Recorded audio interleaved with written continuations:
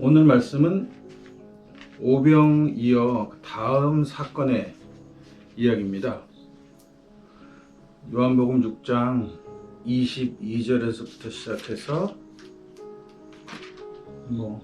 35절 혹은 36, 37절 여기 여간에 이르는 말씀인데, 이 말씀을 보면 예수가 오병이어의 사건을 일으킨 다음에 많은 사람들이 예수를 군중에 이렇게 물밀듯이 따라다녔어요. 그러니까 예수가 어떻게 얘기하시냐면 26절 이렇게 얘기하죠. 예수께서는 정말 잘 들어두어라. 너희가 지금 나를 찾아온 것은 내 기적의 뜻을 깨달았기 때문이 아니라 빵을 배불리 먹었기 때문이다. 이렇게 얘기하는 겁니다. 이 빵을 배불리 먹인 사건, 제가 지난 시간에도 말씀드렸지만 예수가 메시아라고 하는 증거 중에 하나가 모세가 일으켰던 기적, 하늘에서 만나가 떨어지는 기적, 즉 사람들을 배불리게 먹이게 하는 기적과 관계가 있었다는 거예요.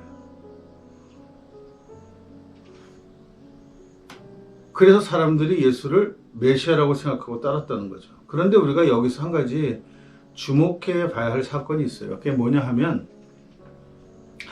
예수가 자기의 공생애를 시작하기 전에 고난을 받았다고 하는, 광야에 나가서 40일 동안 금식하면서 많은 생각을 해요. 거기서 세 가지의 시험을 받게 되는데 그 시험 내용 중에 하나가 뭐냐 하면 돌을 가지고 빵을 만드는 기적이란 말이죠. 근데 그 기적을 거절한단 말이에요. 근데 오늘 이 말씀을 보면 돌로 빵을 만드는 것이나 하늘에서 만나가 떨어지는 것이나 같은 거예요. 그 기적을 보고 예수가 메시아라고 생각하고 사람들이 따랐다는 거죠. 그러니까 요한 공동체는 어떻게 얘기하냐면 예수의 오병이어 사건은 기적의 사건이라 이렇게 얘기를 하는 거예요. 근데 우리가 가만히 생각해보면 진짜 그렇게 하늘에서 만나가 떨어지듯이 예수님이 기도하고 나니까 떡값빵하고 물고기가 이렇게 많아졌을까? 그래서 남자만 5,000명이나 되는 사람들을 다 먹이고 남을 만큼 그런 기적이었을까 하는 문제는 생각해 봐야 되는 거죠. 그럼에도 불구하고 사람들이 따라왔어요.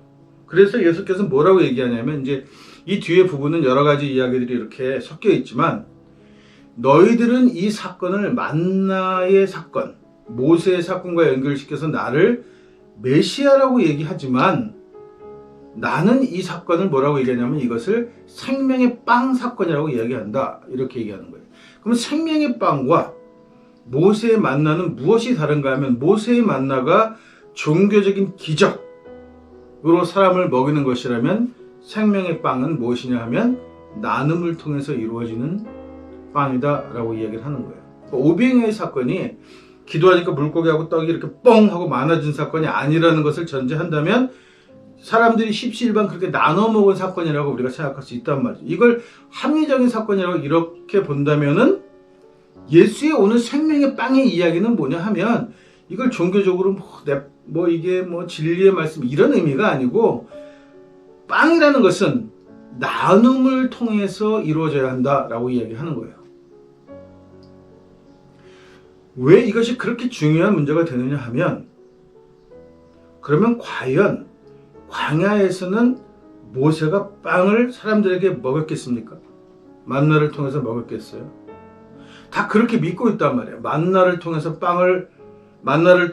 배고픔을 해결했다, 빵을 해결했다라고 믿었다는 거죠. 그것이 기적이고, 유대교는 그런 하나님께 기인한다고 얘기하는데 사실 지금도 하늘에서 만나가 떨어지지 않지만 유대인들이 광야에 있을 때도 하늘에서 만나가 떨어지지 않았단 말이에요. 그러면 이 이야기는 뭐겠어요?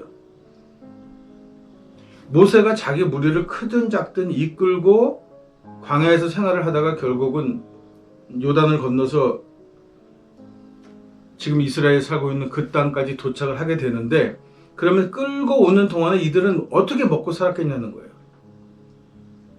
농사 짓지 않는데, 그렇다고 양떼들을 끄고 다니면서 목축을 거대하게 한 집단도 아니고, 한 가지밖에 없는 거예요. 약탈을 통해서 그 공동체가 유지되어 왔던 거죠. 그러니까 유대교라는 거는 약탈하는 것을 축복이라고 가리키는 종교인 거예요.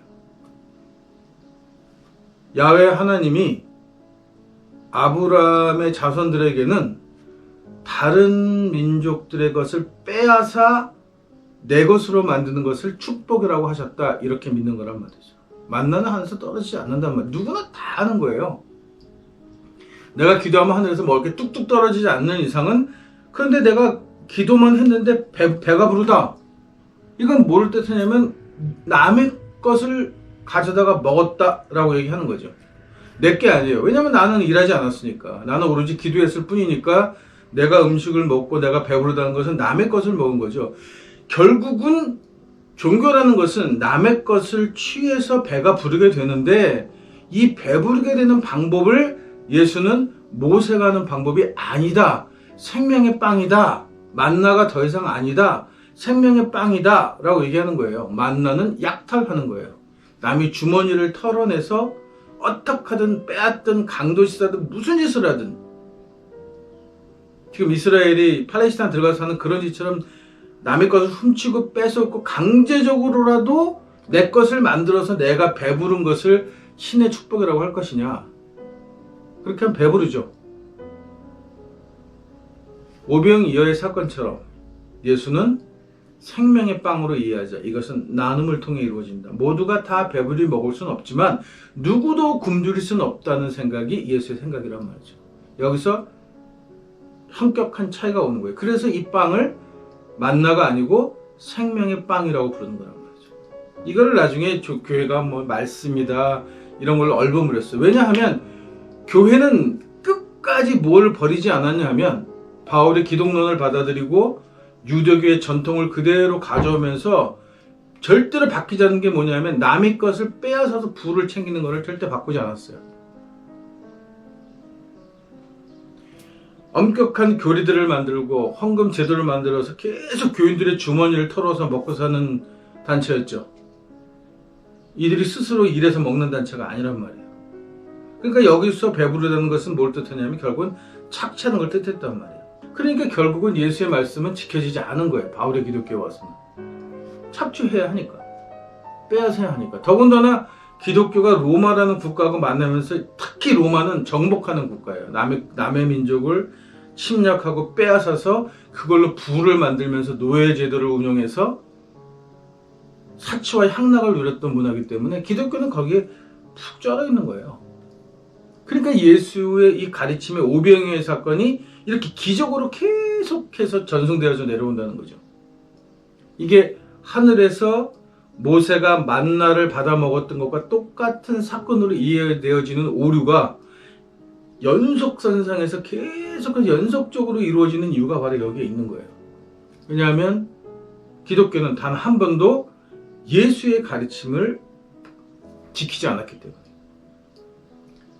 바울이라는 그 너절한 인간의 교리, 신학을 가지고 이거 기독교라는 종교를 만들었기 때문에 당연히 거긴 예수의 생각은 없는 거예요. 예수는 이미 자기가 공생애를 시작하기 전에 광야에서 이렇게 기적으로 포장해서 종교가 사람들을 먹이는 척하는 행위는 사기라고 이미 생각을 했고 그걸 거절한 상황인데, 기독교는 계속해서 그런 일들을 바울을 통해서 다시 만들어냈기 때문에 바울은 사기꾼인 거죠. 예수 입장에서는 절대 용서할 수 없는 양아친 겁니다.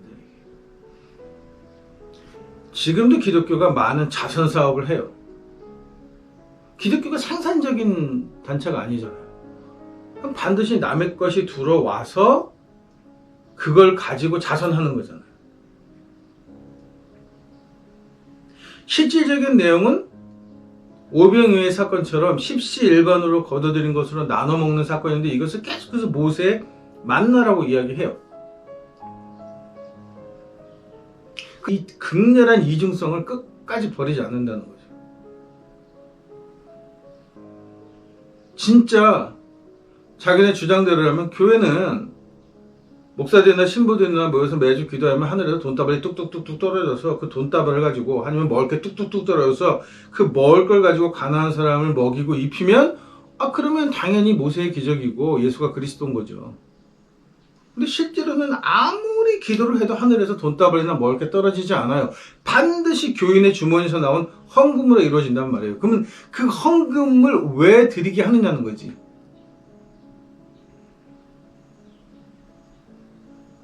교인들이 헌금하는 이유가 이웃과 나눔하기 위해서 드려요. 내가 감사하는 감사헌금이라는 감사라는 말이 꼭 들어있는데 헌금 앞에 들어있는 감사가 뭐에 감사하는 거예요? 구원 받았음을 감사하는 거죠. 천국에 가게 되었음에 감사하는 거죠. 결국은 존재하지도 않는 천국이나 미래를 팔아서 그걸 담보로 계속해서 돈을 울거내서 이 돈을 가지고 교단과 조직과 성직자들이 처먹고 남으면 그 돈 중에 또 일부를 가지고 건축도 하고 교회도 짓고 주차장도 만들고 하고 그러고 남은 돈을 가지고 생색내듯 이웃을 돌보아 주면서 이게 무슨 만나냐는 거예요. 그래서 기독교 단체는 자선 행위를 하는 것 자체가 모순이고 가식이 허식이란 말, 허례란 말이죠. 허례허식이란 말이죠. 가증스러운 일이에요. 생명의 빵을 줘야 하는데 만나를 주고 있으니까 가식적인 거죠. 예수의 가르침과는 전혀 무관하다는 거죠. 예수의 가르침은 그게 아니거든요. 그래서 초기 예수 공동체들은 어떻게 했냐면 한 자리에 모여서 어떤 공간에 공동체를 형성하면 가진 재산들을 다 놓고 있는 사람 없는 사람 없이 다 그 재산을 가지고 함께 어우러져 살면서 농사도 짓고 목축도 하고 하면서 스스로 먹고 살아가는 공동체를 만들었던 거란 말이에요. 이게 예수 공동체란 말이에요. 이 보편적으로 다 예수 공동체든 랍비 공동체든 제도를 머리 박혀서 신을 이해하는 공동체들은 그렇게 운영되어 왔어요. 유일하게 그것과 별개로 별스럽게 만들어지고 별스럽게 한 행동을 하는 조직인데 그게 바로 바울이 만든 교회예요. 얘네들은 모여서 건물 짓고 모이면 헌금 걷고 그 헌금으로 다른 데처럼 교인들끼리 먹고 나누는 게 아니라 이 돈 걷어서 바울 건네주고 그럼 바울은 그 돈 가지고 자기가 다니고 싶은 도시마다 돌아다니면서 떠들고 처먹고 거기다 또 새로 교회 짓고 이런 짓을 하는데 계속 돈을 대줬던 거란 말이에요. 이 교회라는 공동체는. 바울이 만든 교회는 딱 그 이유로 만드는 거예요.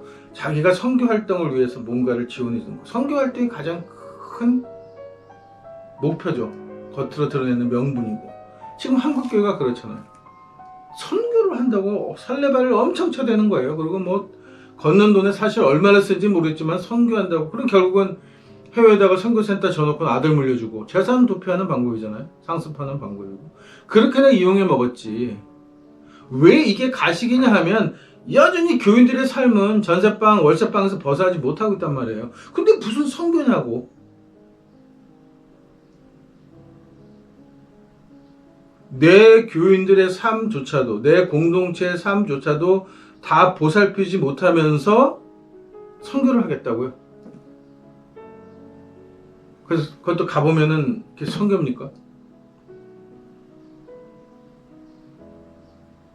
정말 찢어지게 가난한 나라에 살면서 자식들은 국제 학교 보내고 어마어마한 등록금을 필요로 하는 학비를 요구하는 국제 학교 보내고 크면 유학 보내고 자기는 신변의 안전상의 문제를 들어서 외국인들만 모여 사는 경비가 잘 되어 있는 엄청난 관리비가 들어가 있는 외국인 전용 지역에 살고 있고 이게 무슨 사는 거예요? 이게 무슨 나눔이냐고. 그러니까 예수는 철저하게 예수쟁이는 가난해야 된다고 얘기하는 거예요. 선교 좋죠. 내가 믿고 의지하고 혹은 내가 진리라고 생각하는 걸 남에게 전하고 싶은 욕망은 누구에게나 있는 거예요. 그럼 누구에게나 가지고 있는 그 욕망을 가지고 선교지에 가면 그 선교지의 삶에 사는 사람들과 더불어 살아가면서 그들의 삶을 함께 살아가면서 복음을 전해야 그게 복음인 거죠. 자기는 선교지 지역은 전부 그냥 흙바닥에 앉아서 그야말로 전기불 하나 안 들어오는 그런 운막에 살고 있는데 자기는 에어컨 뻥뻥 터지는 외국인 전용 시설에 살고 있으면서 그게 무슨 선교냐고. 그게 무슨 나눔이에요?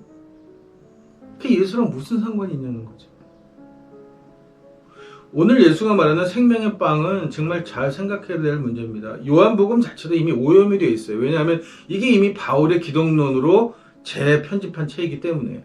그래서 생명의 말씀이 무슨 이 먹으면 영혼이 목마르지 않네, 갈증나지 않네, 이런 종교적인 언어로 포장을 해놨지만 사실 예수가 말하고 싶었던 생명의 빵은 뭐냐 하면 오병이어의 사건. 사람들은 이것을 기적의 사건으로 이해했지만 이게 기적의 사건이 아니고 나눔의 사건이라고 이야기했던 그 사건의 연장선상에서 말씀이라는 것은, 만나라는 것은 더 이상 하늘에서 기도하고 종교의 기적으로 만들어내는 빵이 아니라 사람들이 십시일반으로 같이 나눔하는, 서로가 서로의 삶을 들여다보고 이해하고 함께 살려고 노력하는 그 노력 속에서 나눠 갖는 빵이어야 한다라고 예수는 이야기하고 있는 거란 말이죠. 그래서 오늘 이 말씀은 굉장히 중요한 말씀입니다. 교회가 혹은 기독교인이 어떤 좋은 마음을 가지고 선교활동도 할 수 있고 자선사업도 할 수 있어요.